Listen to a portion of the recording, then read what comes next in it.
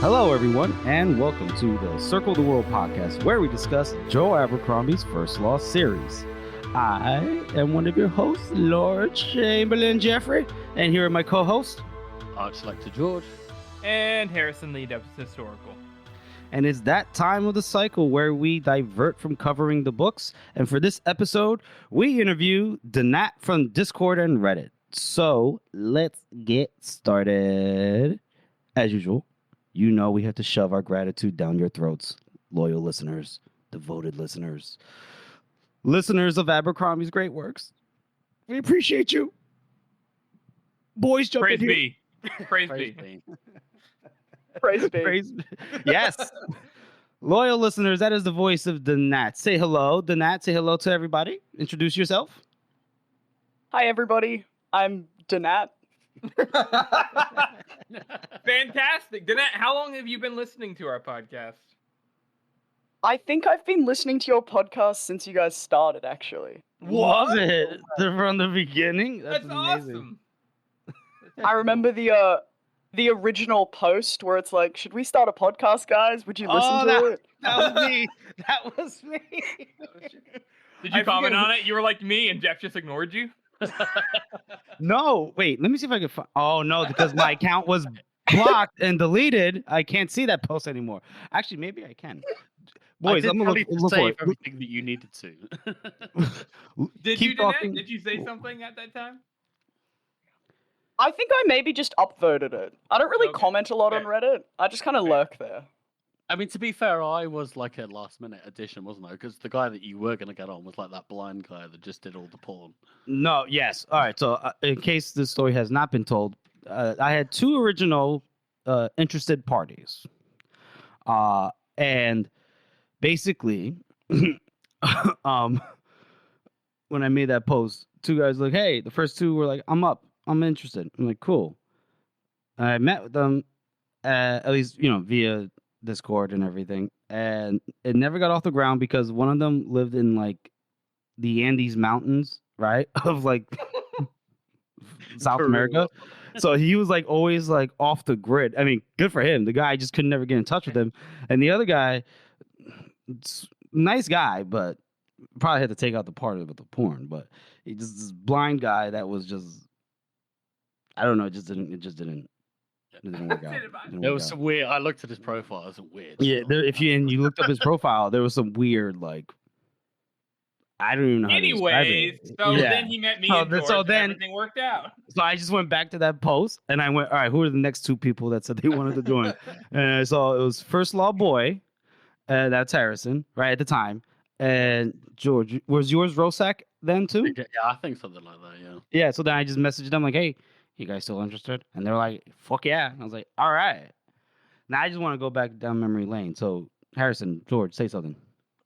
Yeah, I mean, it's been fucking 3.5 years, and I mean, is there any episode, Danat, that stands out in your mind, like that is particularly entertaining, or is it just something that you listen to on a weekly basis out of habit?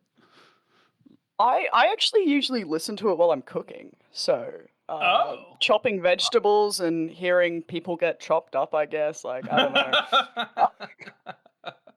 That's good. That's good habit.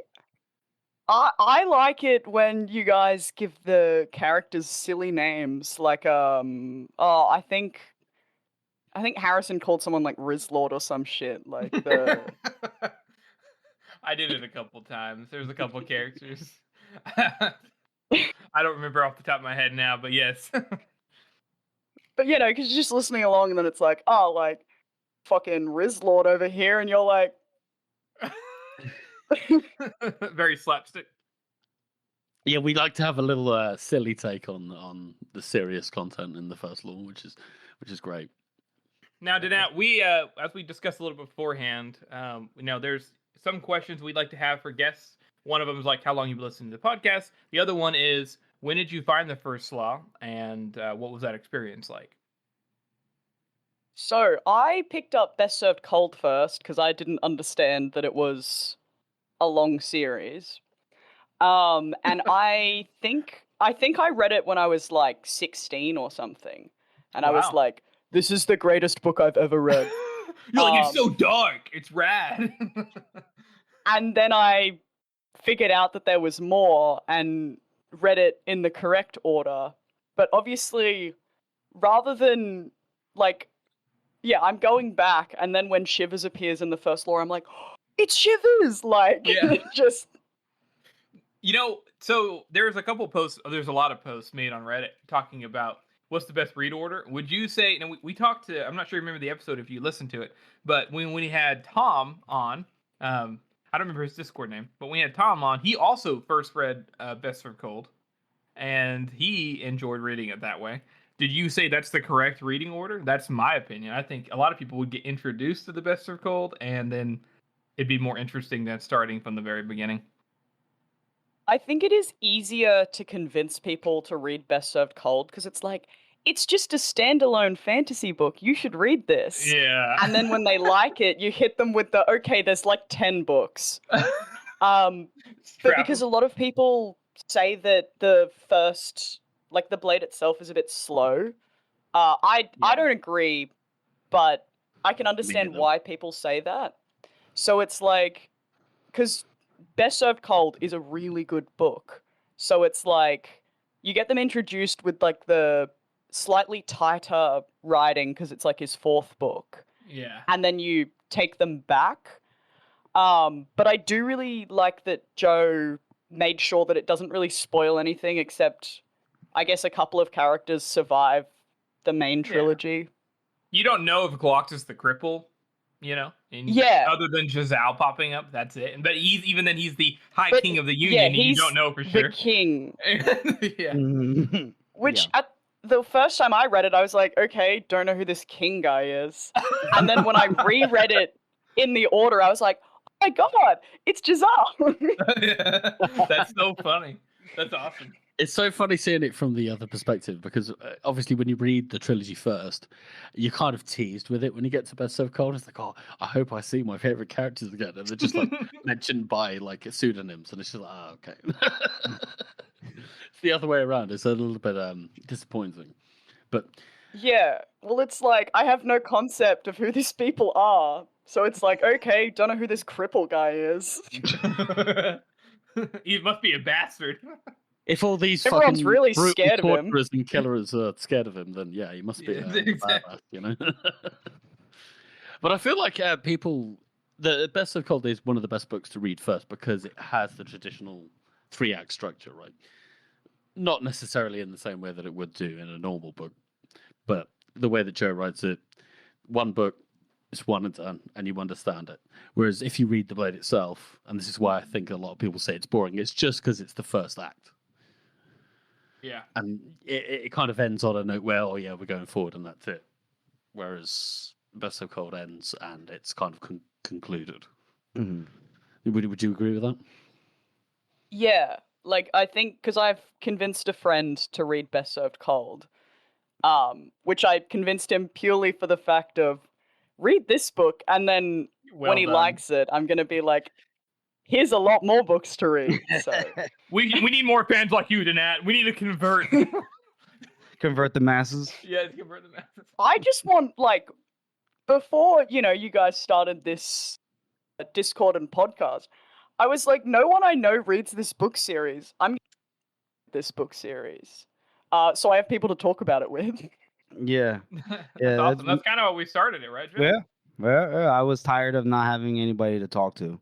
In terms of nerds, because all my friends are not nerds, or they're nerds in their own ways, and but they just didn't read books because they can't read. So I decided. So I just wanted people to talk to, and luckily enough, I found these two, and obviously the Reddit and the Discord is a great place. So it's nice to just be able to talk about your favorite characters or books that you read and kind of like dive deep into their motivations, or at least the author's motivations. It's a great time. So whenever you can, and then when you do get somebody to read the book, any book honestly that you suggest, it's always like, I got them. Yeah, they're hooked. Exactly. And I've gotten a few people hooked, and I'm like, yes. Yeah, there you go. There you go. So the next question we always ask after we talk kind of about the overall First Law series and what you're introduced to is, what is your favorite book of the First Law? Well, I think that I obviously really like Best Served Cold, but I really like The Last Argument of Kings as well. Just because, like, you know, at the end of the trilogy, so much shit happens, which you've been, I mean, it's a trilogy, waiting like 3 books to get. And it's the real, so I real think- turning point, isn't it? When you realise that, oh shit, this isn't gonna go the way that you think it's gonna go. Yeah, it's just like, what just happened? Like, you know, because if you're expecting more of a happy sort of fantasy ending, and then it's like, oh, this character just died from cancer. Okay, cool, I guess. Yeah, Wes just gets murked by radiation poisoning. Oh shit. Yeah, it's like, oh wow, Live he's off like, screen. he's like finally like people are listening to him, even though he's a commoner. Like he really helped, like pushing back the assault. Oh, Yeah. he has cancer. Cool. Yeah. He I says, like how- Artie, I'm so sorry, Artie. You know, like I'm gonna be better. You know, like you're like, wow, and I'm gonna die in a week. Yeah. that What a moment cop-out. when What a loser. that moment when Artie's looking after him and he like reaches up to his mouth and some of his teeth fall out and you're just like, Yeah. oh, shit. You're Yeah. like, oh, Uh-oh. My Uh-oh. boy. I like I how mean, the my boy, exactly. I love that. you did say earlier that Giselle was one of your favorite characters, but I feel like you might have a little bit of feelings for Wes there, like me. I fucking love Wes. I don't actually love West. He's probably extremely flawed. George has now Um, shifted. He thought he had an ally, now he has an enemy. It's true.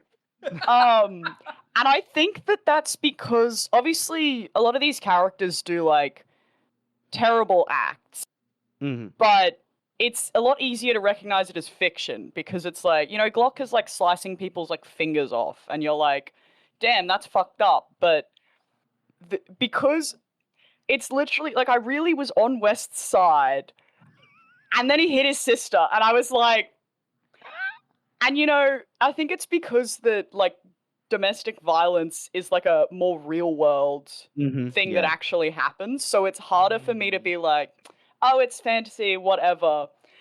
And I think West has some great moments, but he's not up there on one of my favorite characters. Yeah, you know, it's very well said too. It feels more real because it's more commonplace, unfortunately.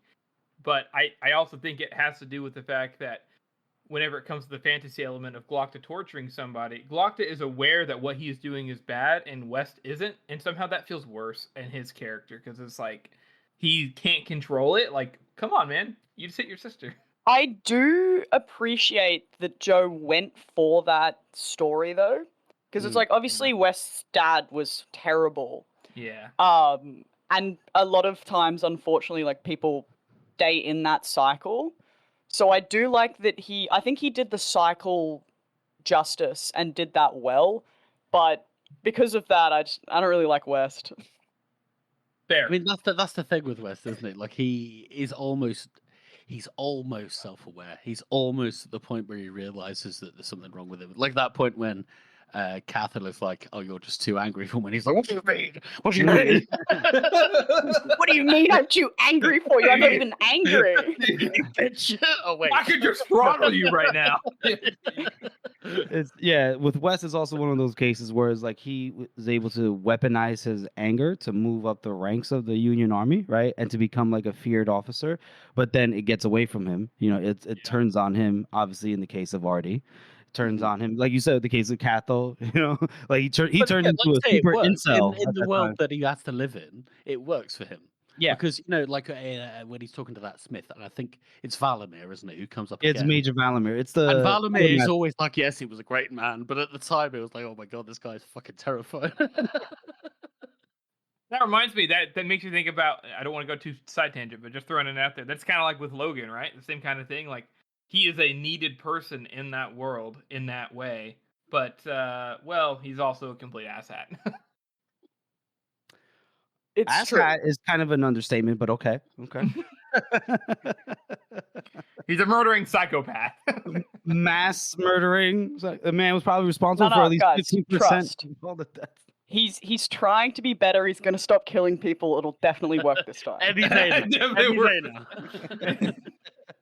All he needs to do is leave the environment. He's not the problem. The environment is. He's just asleep on the water. Exactly. He just needs to find a new environment. To It's like corrupt and distract. It's like that meme from Arrested Development where it's like these people always think that this will work for them, and they delude themselves into thinking it will work this time. But maybe for us, it might just work. All right, so you don't like Wes for a totally justifiable reason that I also feel the same for. What about Giselle? Do you like? I know you're completely unprepared for this because we just talked about it right before the podcast. But give us your Giselle spiel. Mm-hmm. I really like his arc, because obviously it's like at the start of the story you're like, dude, like he's so annoying because he's just like this spoiled little noble, and it's like, I have to do hard work to win this contest. This fucking sucks. And it's like, if you want to be the best swordsman in the Union, I think, yeah, you have to run and sword fight. Like, but it's that moment after he gets his jaw smashed where he realizes he's like, I am so far out of my depth. And these people that I'm like, they're savages. They know what they're doing, and they're like, they're helping me and they're taking care of me, even though I've been a complete arsehole to them. And I think he like thanks Logan or something. Yeah. It was that moment where I was like, ooh, this is a very like interesting and good shift to his character. Because he tries to be better. He does. He tries, I mean, I wouldn't say really hard because he doesn't really try hard at anything, but Well, I think he tried hard up to the point when when Baez fucking crushes his guts with magic, and then he's like, "Oh, I'm really out of my depth here." He does continue trying, though. I also think that's fair because it's like I'm the king. I'm gonna do something good for the people, and then it's like this scary wizard just goes like, and then you're like, you think you're hanging out with Gandalf, turns out it's Sauron, and you're like, fuck. And you know, I don't think he's really had to like stand up to people because he just flashes like his dad's money at them, and then they're like, understandable. So I think I like the ending better that he doesn't keep fighting, because I think it would be too far out of his character for him to be like, I'm gonna do it anyway. He's like, I can't win this. Like, and I like that he tries to still do like some good. Yeah. When Baez doesn't notice. Right, when Baez leaves and then he talks to Glockton, he's like, hey, is there anything we can do? Glockton's like, don't worry, we'll do something. Yeah. Which, you know, we've talked about a little bit, so I won't go too far in depth, but I just want to elaborate a little bit. Have you heard my theory about you guys are going to hate this, sorry. That's what I was going to go into. What? Yeah, so my theory for the Age of Madness is that Giselle's way of fighting back is that he sets up also to fail. Oh. I'm not sure if I have heard your theory. So he sets up also. He doesn't ever encourage him to do anything. He never pushes him to be the way that Giselle is.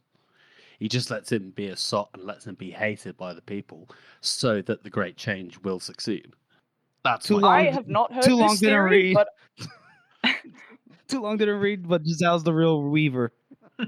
I do like to think something like that, because it's like, yeah, he was just like, whatever, also, just keep gambling and drinking and, I don't know, doing coke or whatever. You're fine. It's not like you're my heir. You just keep doing what you're doing. Exactly, and that's at odds with the way that we feel that Giselle ended in the last argument of Kings. So it doesn't really square up, and the only way that can make sense is that Giselle is working with Glockton to undermine Baez by creating the great change, by setting up this monarch that is going to be hated. So, but the last time we might have talked about this theory, I might have been drunk. But Actually, George, you've actually changed it a little bit. I think you used to say It's ever evolving. it's ever. no, wait, just so I'm clear, you're saying Giselle basically set up his own son to die, to be killed eventually. So he Waiting said for the right I also moment. think Giselle committed suicide. because he couldn't live with what he had set. Yeah, because his forth. death is so unexplained, and it's not just like he was murdered. It's like, yeah, he died at natural causes at the age of like 50. It's like, yeah, okay. Yeah, and he was in good health too, by the way, which I always love. Maybe, guys, maybe he also got cancer from the seed. Yeah. Well, maybe he did. He was pretty close. I'm not gonna lie. It's interesting because Giselle as well. Like I mentioned that last episode. I don't know if you've listened to that one yet, Danat. But basically, Giselle, he did raise Orso with the right beliefs and moral system, while also still letting him be a heathen. So it's definitely possible that he set him up for failure while also still instilling good values in him, because Orso does have good values. He just is caught up in all the shit. What are your thoughts, Danat, on that theory of George's? I like it, and I do think, because Giselle did give also good values, so maybe if we're going with George's theory, on the off chance that he did become king, it's like, well, at least he has some good thoughts in his head when he's not, I don't know, being drunk and gambling. We're doing key bumps in the bathroom. Danat, I always found that one of my most favorite parts about Giselle is one, Orso, but the second part of that in the Age of Madness series is the first time we see the King of the Union, we see this badass Gustav the Fifth, and he's like, and then we see, and like, to be honest, I don't know if you guys were, but whenever I was like, oh god, what kind of state is Giselle in, right? He's been hemmed in, he's not allowed to be himself, he's not allowed to help the people. He comes in, he's regal as fuck, he's fit as fuck, he's like, hello, my good people. I don't know what I'm doing, but I am a good person. Shaking hands, and everyone's like, oh my god, the king, he looks so nice. Like, the fact that he kept himself up is so honorable. I don't know, it's such a minor thing, but I think it's so cool that he kept up appearances. I am really happy he didn't end up like Gustav. I would just be like, no! My boy! I wonder if Gustav ever really knew. He does say, the weight of the crown is a heavy burden. But also at the same time, I think, Bayaz's influence has ended by the time Gustav is like that. True, because it's just been, what was that guy's name? Ficht? Lord Chancellor Ficht? Ficht has been dead for, like he died like recently at that time. Like, but it was to the point where Bayaz didn't even notice, so like Bayaz is fairly absent.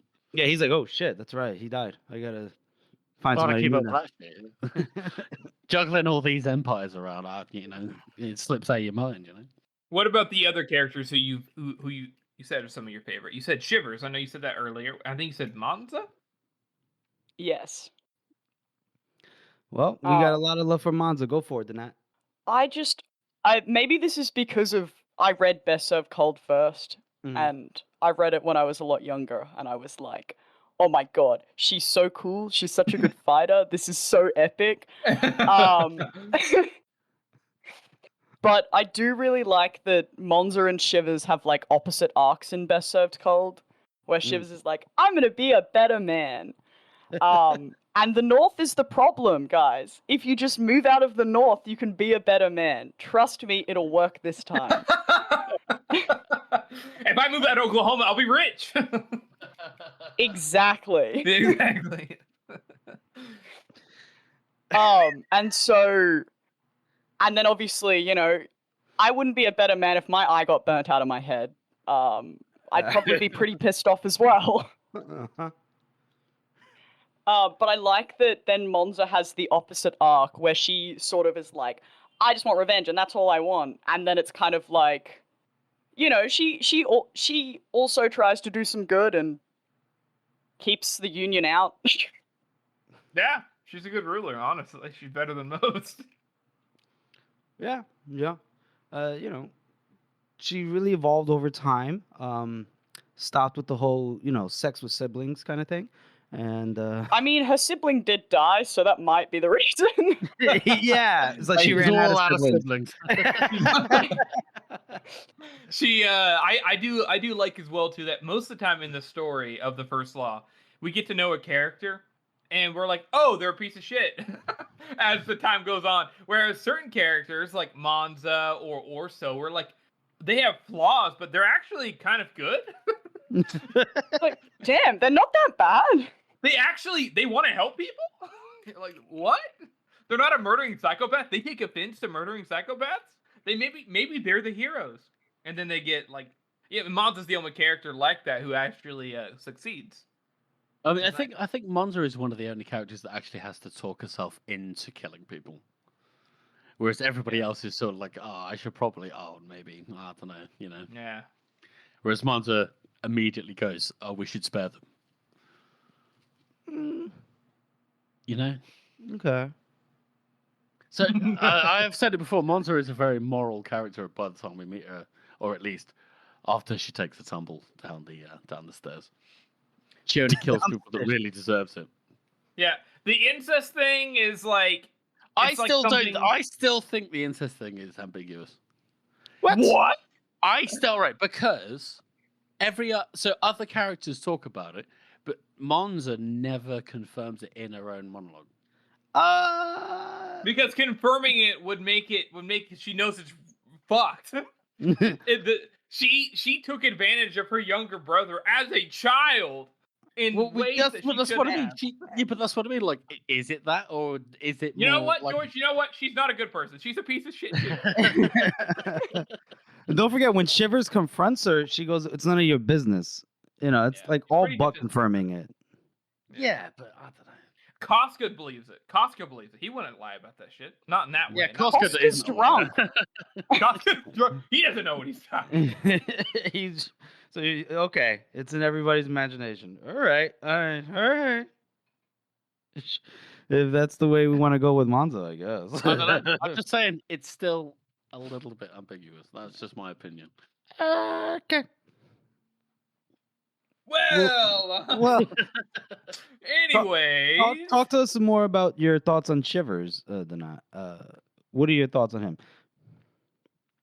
Well, because obviously I met him when he was like, Sure. I'm gonna be a better man. I'm not gonna kill the Bloody Nine. Who cares about my brother? And I didn't meet him when he was real, in the first trilogy when he's like, just death staring Logan, like, I'm gonna fight this guy, which honestly, ballsy move, from Shivers. pretty ballsy. He's the only one that meets his eye in that book. To be fair, that is true. Except Dogman, right? at the Yeah. end. And Black Val. Dow. Yeah. Black Down never backs down. My sweet baby But prince. even when he first gets, when Logan first turns up at the fire, Dow is like, oh yeah, Bloody Nine's back, and then he kind of stares at him for a second and then looks away. Whereas Shivers is like, yeah, like you said, like, Yeah, he's just across the I fire, believe like. Yeah, in preparation for our next episode, or maybe not our next episode, the episode after that, audience, you'll see. We haven't figured it all out yet. Do you think that the characters inside of Joe's books change? Do they actually change fundamentally, or do they stay the same? There seems to be some disagreement about that. Ooh. I think that some characters do change a bit, but I think a lot of them don't. Because obviously Koska, he changes in Best Served Cold, but that's specifically to prove a point. Which is That was incredibly pure based. spite. He's so spiteful. He's so And like you can't help but respect it. The second Morvir is gone, he's like, anyway, let's stop drinking this goat's milk. Let's fucking go, boys. He's such a homie. He is. I think I said in the last episode, it was like Casca changed for all about 20 pages. That was about it. that was his growth. and then went right back, and then went even to like further down the path of just debauchery and degeneracy. What about a Okay. character who did change? I mean, I think that Giselle definitely did change. Like, Right, at least okay. his, like, core Yeah. beliefs and stuff. Because first book Giselle is like, man, I hate poor people. What do we even need them for? Like, and by the end, he's like, maybe our citizens should be housed. Is that possible? That's really well put. That's great. What do you think about any of the characters in the heroes? What about Calder? Well, he does regret killing, like, Forley. Yeah. Yeah, we love Forley here, except for You shouldn't regret it. He was a pussy. that this guy will hunt you but- down. But I don't know, Calder he's just a little schemer. He is a I do schemer. like He's a little Calder. goblin. I love Calder. think I he's feel brilliant. like Calder is somebody who is like, he's one of those people that you like. I always think of it like you go into work, and he's that guy who's been there a really long time, and you're like, this guy knows what he's doing. Look at him. He's clever. He follows the rules. He knows what he's doing. He's successful. And then something goes a little bit wrong, and he has a mental breakdown. And it's not because he is incapable. It's just that fact that he, in his heart, he's truly very emotional. He lost his wife. He raised his son to be a cunt. Like, that's a reaction. That's true. He was afraid to say no to Stour Nightfall because he loves his family so much. Mhm. So, that to me, that's a very emotional person, but you can't be that way if you're going to be ruling a kingdom. And But then he downfall. he tries to do the exact same thing that his father did by like uniting some tribes and conquering the north again. And it's at the point where he's too old to realize that doesn't work anymore. Or at least the way he's trying to do it doesn't work anymore. And when he comes to his Like, end, he's work just like, for my he's dad, so it'll work tired. for me. That thought is just better. But I do like the fact that he's aware of the fact that Stour is a piece of shit. He's like, oh god, this guy. This is I must look after him, but he's a piece of shit.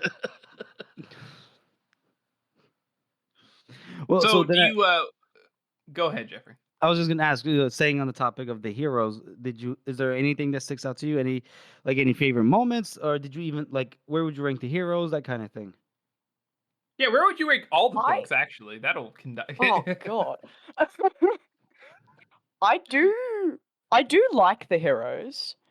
And I am a big I'm a Black Dow fan. That's right. But That's you right. shouldn't have treated my boy Shivers like that. It's Okay, true. listen. All right, fine. He shouldn't.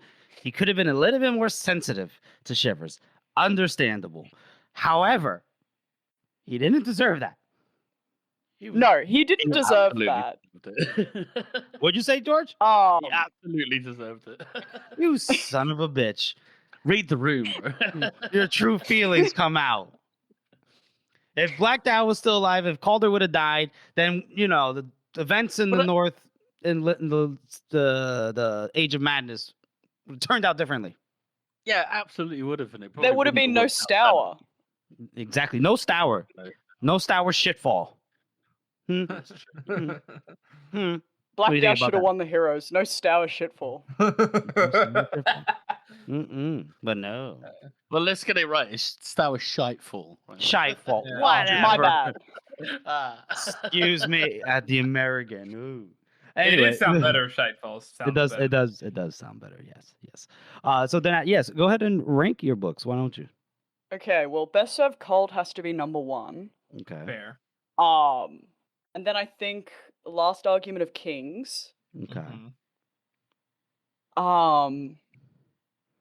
I'm a Red Country fan. So Yeah. Love Red Country. Okay. So top 3. Okay. I think that'll be top 3. What about The Trouble with I don't know. Peace? Oh, true. I forgot about the second Age of Madness? series. Hey, Trouble with Peace, my favorite book of all time. I did really like The Trouble with Peace. I was like, oh, I remember when the third book of the Age of Madness came out. I went into a bookstore on the day it came out, and I was like, "Do you have this book? It came out today." And they were like, let me check out the back, I guess. And they come back with it. It doesn't even have a price tag on it. They're like, "This just came in," and I'm like, "Perfect, thank you." I'll take 12. Awesome. I don't know how to rate these books because I don't want to put any of them last. It's hard, isn't it? I know. It Here, is. hey, why don't we give you our book rankings just real quick, and that way you feel better about it.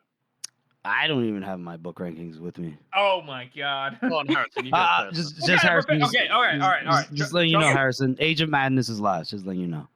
Oh, okay. You promised. We're not going. I know. I'm just busting Harrison's balls. That's all. All right. The Trouble with Peace is my numero uno.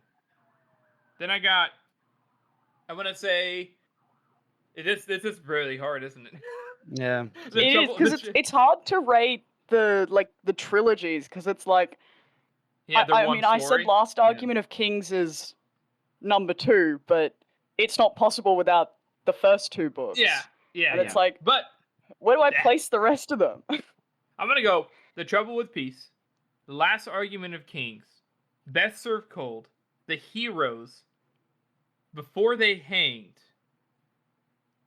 Wisdom of Crowds, A Little Hatred, The Blade Itself, Sharp Ends, and then this little tiny book I have on my shelf over here. That's not really a book; it's for just Is that everything? Sorry, Red Country. I'm gonna slide it in right there in between. It's my second to least favorite book. If that makes you feel better. Yeah, Harrison doesn't like Red Country. I do love Red Country, just not as much as the others. Because I feel like you listen to the episodes, Danat. We don't need to repeat that. I always say Before They Hanged is my favorite. I love Before They Hanged. Before They're Hanged is such a good book. It is. It's just the perfect anti-hero's journey. Because everybody goes on an opposite arc to what you would expect from the hero's journey, and then they get to the end, it's just like, oh, it's not here. Yeah, that fellowship isn't we so went on pleasant. this long ass journey for nothing. Damn. Yeah. So yeah, Before They Hanged, I think Persev Cold second, Last Argument of the Kings, then Red Country, The Heroes, Little Hatred, The Trouble with Peace, Little Hatred, The Blade Itself, but then the rest I put equally last. I don't like the Wisdom of Crowds that much. I think it's a bit messy for me, but we'll get there. We'll get there. I think top 3 is just fair enough, Yeah, top 3. Yeah. I mean, it's hard enough. I mean, Red Country for me, but then I gotta throw in fucking The Heroes, Before They're Hanged, Last Argument Kings, even and Best of Cold. I don't know how to properly rank them. And with the Age of Madness, like you mentioned, George, I only read it that once, and it was literally right after I finished it is when I said, "Hey, let's start a podcast." So from there, it's just been starting the series over. So I read everything else except Age of Madness again. So we're gonna start on that journey. But I do remember not liking Wisdom of Crowds, liking it the least compared to Trouble with Peace and A Little Hatred. I think at the time my Age of Madness rating was Trouble with Peace, Little Hatred, Wisdom of Crowds. Yeah. I think from how I remembered my feelings at the time. Now, Danat, what are your thoughts on Wisdom of Crowds? Because my main thought is that a lot of people don't like it as much because they had an expectation, because they read the entire series and expected something a little bit different, and then they didn't get it. To me, it's very Joe Abercrombie, but I could be wrong. It's been a while since I've read them, but I do think it is Joe Abercrombie. I I remember, like, I did like The Age of Madness. And, like, of course, you know, weird shit's gonna happen at the end of a Joe Abercrombie trilogy. And I fucking hate Leo so much. He just pisses me off. But Leo Dan Cop. Yeah. the fact that I hate him so much is it's good writing. But Yes. just fuck Durand. Jesus Christ. Or get No. fucked by him, whichever you prefer. Yeah, exactly. Leo. See, I feel like that's it. Like Leo is like the modern equivalent of like this CEO guy who has like all of his yes men all around him, and Durand is like his right hand man that is just gonna like push him to do the worst things ever. And you can see that. It's just. was it the worst things ever though? It's not the Just worst thing saying. ever. I feel like I really Leo is probably one of my favorite characters just because of how not favorite in terms of how much I'd like him in real life, She was about to be like, what? but like I mean favorite in terms of how much Joe gets us to hate him.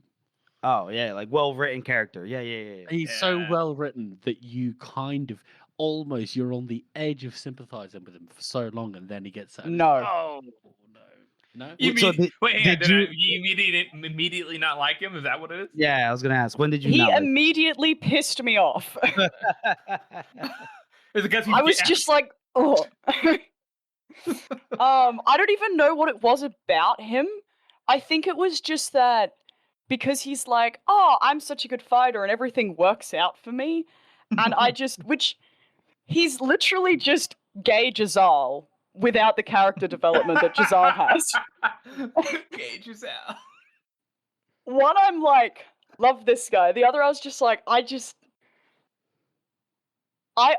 don't even know what it was, but I was just like, and then when because he even injures himself as well, but they go opposite ways, whereas Jazal's like, damn, I've been a dick. Leo's like, this shouldn't have happened to me. I feel so bad that this happened to me. That's a great point. It was a But then he normal also- reaction. He also kind of does like the Glockner thing as well, doesn't he? I mean, even Savine at some point turns. I think it's just right after, just after the Great Change happens. She's like, "Yeah, every woman marries her father," because he's turned sort of Glockner-ish sort of. No, it's great. There's like this tri-parallel, right? Because you have Glocta, you have Giselle, and you have Leo. You have these three men who are all like, the golden flower of the Union, oh! And they all go down different paths. Giselle, and I love it because as grimdark as our Lord Grimdark is, or whatever, Giselle becomes a better person and overall lives a better life than the other two. Leo goes full negative, full evil, basically, full, honestly, not even that far from a real life person, like you said, Danat. Like, it's actually understandable. He's like, oh, I feel sorry for myself. And so it makes Giselle look even better. And then Glocta is somebody who is just super, super intelligent, who is able to take advantage of it and doesn't waste it. Like, he is like, Giselle, they're all like three parts of one person, and Leo got all the shitty parts. Glocta got the intellect, and Giselle got the actually wanting to be a good person. Yeah, I've never heard it that way before. There's some deconstruction to do there. The moral of the story is don't be the golden flower of the Union. You're gonna get blown apart some way, somehow. I mean, that's the moral of the moral of the story is that in this world, like some people do face consequences when they're in power, whereas in the real world that never happens. It's true. That's how you know it's fiction. Except for Jeff, this is the meme of the week. We'll come right back to our discussion, but for right now, we'll lead on to our best meme of the week. Georgia boy, that's you. Take it away. So this week we have Tam Elbol, who has brought us a wonderful, relevant meme from the last couple of days of news, which is the paedophile formerly known as Prince Andrew. Way to go, George. Yeah, Way to go, Brits and Australians as part of the Commonwealth. we actually managed to arrest some of our people. Hey! that have been as far. That's yeah. true. Hey! Shit, they got that on us. Fuck. I'm not looking at the camera, and I just hear a hey. So, so the stories coming out of Shibuya are hard to stomach, and then it's Prince Andrew in the back of the police car, is Longfoot. Dude, Telltale Boy has the most like he so hits some good. kind of like core part of our humor. I don't know what it is. He's like Irish. He's objectively- Irish. That's why. Yeah. It's like objectively not funny, and it's so funny. Oh, if he's Irish, you know he's loving this. Then he wants to see that monarchy come down. He was like, perfect. I have new meme material. Yeah, yes, he's like, I can finally come out of retirement. Just shit on the royal family. Oh God. You know what? You know what he could have done for the driver? He should have put that as like Vitari or something, like a practical. Oh dear.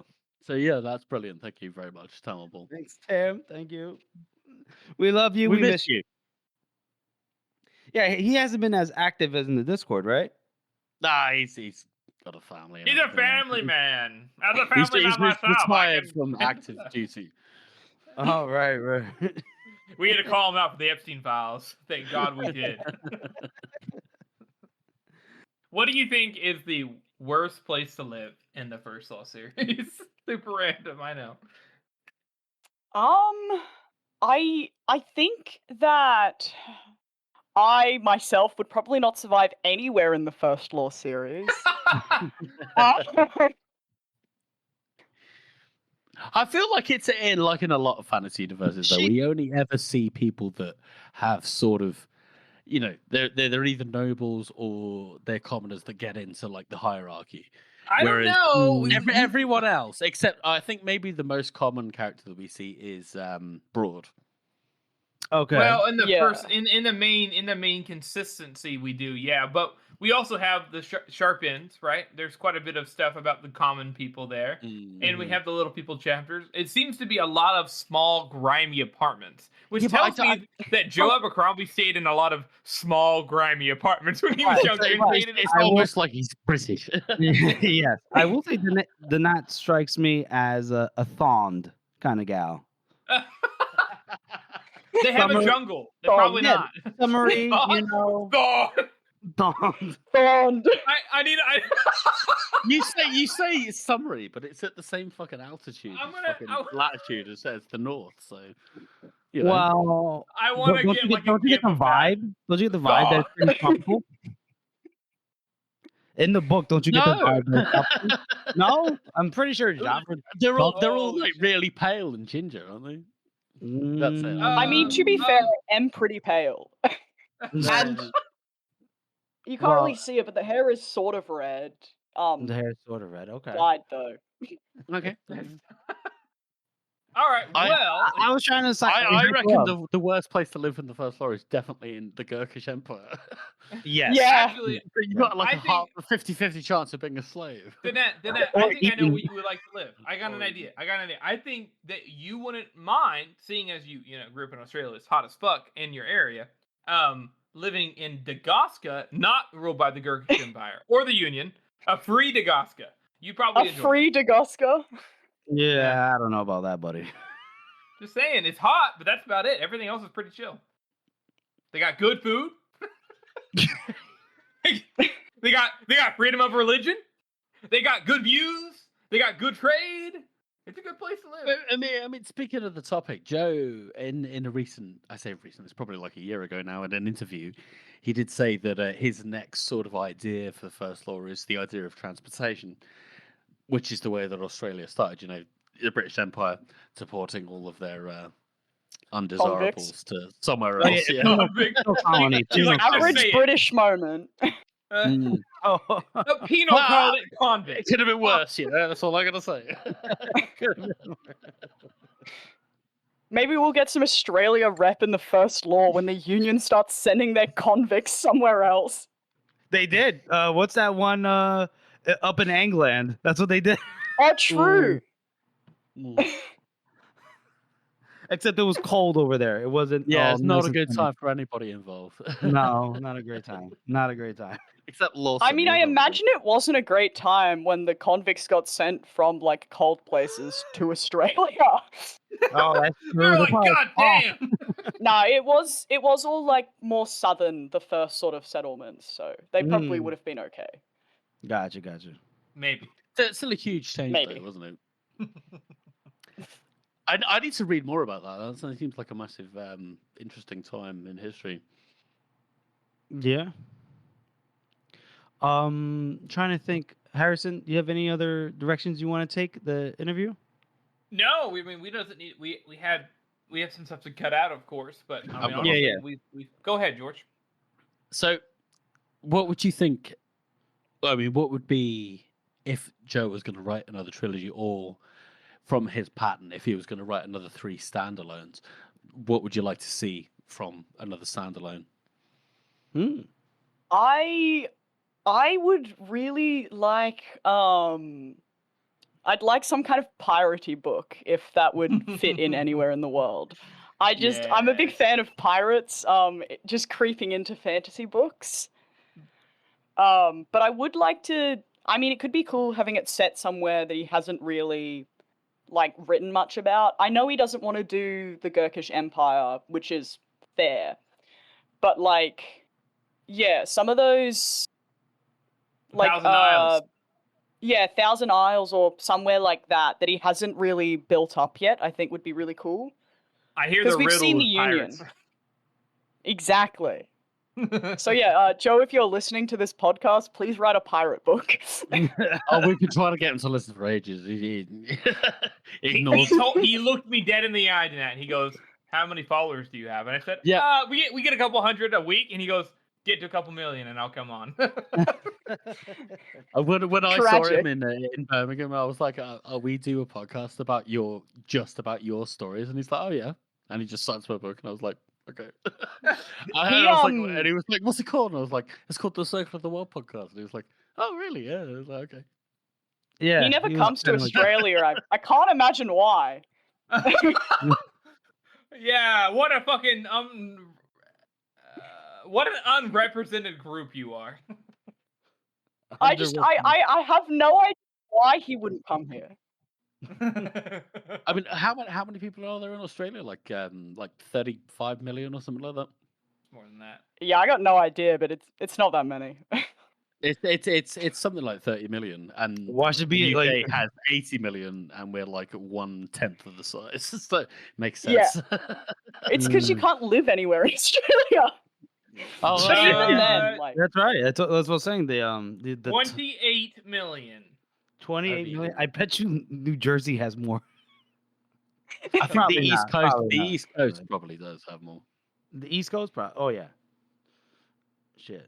I and mean, yeah, you've got to in Oklahoma, remember we that have- all our cities, the population of them in comparison to a real city is like nothing. Like, because Oh, I think really? Sydney or Melbourne would be our biggest, and it's like, it's big for Australia. This is big for sure. Oh, what's the population of your city? 5 million. Yeah, What's the like, population of your city? oh, my city's barely a city. It's got like That's our show, everyone. We want to thank you all for listening and supporting this podcast. As you know, this is a passion project for the 3 of us, and your support means oh so much. join us next week as we have another special guest episode.